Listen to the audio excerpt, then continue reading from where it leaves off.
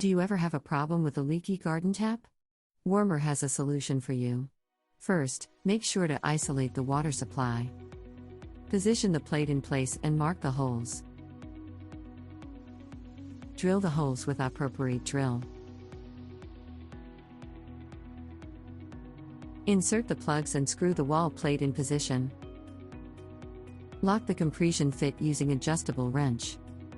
Choose one of our new outdoor taps, which come with a pre-installed Teflon ring, eliminating the need to add any Teflon tape for sealing. The tap is equipped with a locking nut.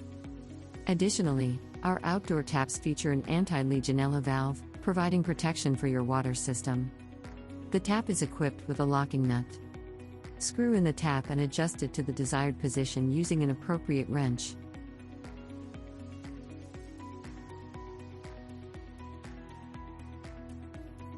Then, tighten the locking nut.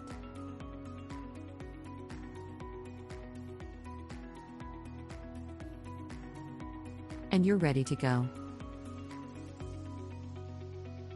Before winter, make sure to isolate the water supply.